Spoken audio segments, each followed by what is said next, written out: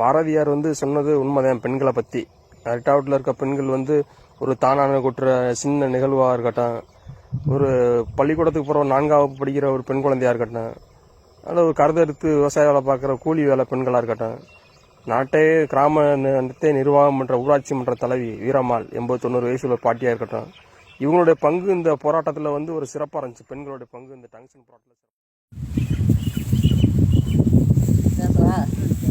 நாங்கள் மதுரை மாவட்டம் மேலூர் தாலுகா அரட்டாவட்டி கிராம மக்கள். நாங்கள் கூலி பாடுபட்டு பிழைக்கிறவங்க. இந்த மாதிரிக்கெல்லாம் டன் சுரங்கம் தோன்றதை பற்றி எங்களுக்கு வாழ்வாதாரம் பாதிக்கும்.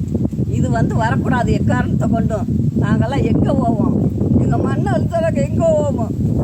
நாங்கள் சோறு ஓடுற மண் எங்களுக்கு வேணும்.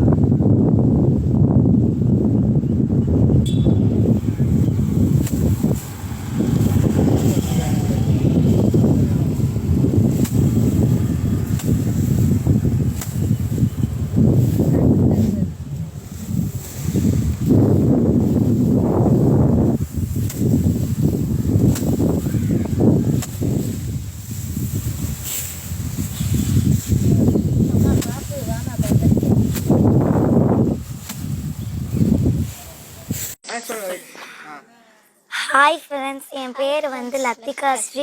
நான் 4th ஸ்டாண்டர்ட் படிக்கிறேன். நான் மேலூர் வட்டத்தை சேர்ந்த அரிட்டாப்பட்டின்ற சின்ன கிராமத்தை சேர்ந்த. அதில் எங்கள் கிராமத்தில் ஒன்று விவசாயம் மட்டும்தான். இப்போ தான் டங்ஸ்டன் திட்டத்தை கொண்டு எங்கள் கிராமத்தை அழிக்க பார்க்குறாங்க. நீங்கள் கொஞ்சம் சப்போர்ட் பண்ணிங்கன்னா எங்கள் கிராமத்தை மீட்டெடுப்பீங்க. மத்திய அரசு மறு ஆய்வு டங்ஸ்டனுக்கு செய்கிறோம்னு ஒரு அறிவிப்பு கொடுத்ததுனால இந்த 48 கிராம மக்களும் மற்றும் ஒருபோக முல்லை பெரியார் விவசாய சங்கத்தின் சார்பாகவும், அனைத்து விவசாய சங்கம் சார்பாகவும், அனைத்து கிராம பொதுமக்களும், அனைத்து சமூக மக்களும் இந்த மாதிரி 7ஆம் தேதி காலையில் 9 மணியை போல் கிளம்புறக்காக தயாராக இருந்தோம். அப்போ அரசின் சார்பாக காவல்துறையில் அனைத்து ஊர்லேயும் கிராமங்களையும் பந்தோபஸ்துக்கு போட்டிருந்தாங்க.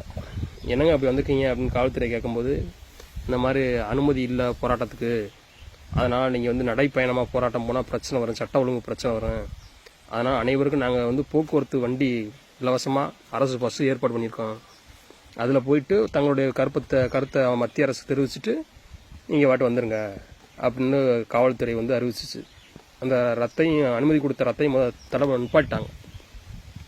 இந்த போராட்டத்துக்கான அனுமதியை, நடைபயணத்துக்கு அனுமதி இல்லை, போக்குவரத்தில் வண்டி போயிட்டு வரலாம் அப்படின்ட்டாங்க. திரும்பி அனைத்து கிராம மக்களும் அவங்கவுங்க ஊர்லேருந்து உணவுகளை சமைச்சிக்கிட்டு வண்டி வாகனத்தில் இதே மாதிரி கிளம்பிட்டான். நரசிங்கம்பட்டிக்கு போகிற பாதையை மறைச்சிட்டாங்க. ஹைவேஸில் போய் அந்த வெள்ளரிப்பட்டி பக்கத்தில் போய் அனைத்து வண்டியும் ஒரே இடத்துல காவல்துறை மறைச்சு நிப்பாட்டாங்க எல்லாத்து வண்டியிலையும். காவல்துறை எஸ்பி அவர்கள் இந்த மாதிரி நீங்கள் நடைப்பயணமாக போகிறதுக்கு அனுமதி இல்லை, வண்டி போக்குவரத்தில் வண்டி வேணுமா போங்க அப்படின்னு எல்லாத்தையும் நிப்பாட்டார். அப்போ அந்த இடத்துல எல்லா இடத்துலையும் அந்த மக்கள் பூரா ஒரே இடத்துல ஒன்று சேர்ந்துதான். அந்த இடத்துல பாதையை மறைச்சிட்டாங்க, போகக்கூடாது, அனுமதி இல்லை அப்படின்ட்டாங்க. ஆனால் அனைத்து மக்களும் உணவு பொட்டலத்தோட வாகனத்தில், டிராக்டரில், வேனில் தயாராக நின்றுக்கிட்டு இருந்தோம். பாதை மறைச்சிருக்கு. போக்குவரத்து காவல்துறைன்னு மக்கள் பேசியிருக்காங்க, அந்த கிராம நிர்வாக தலைவர்லாம் பேசியிருக்காங்க. நாங்கள் அமைதியாக போயிட்டு வந்துடுவோம் அப்படின்னு கோரிக்கை வைக்கிறாங்க. அவங்க ஏற்கலை.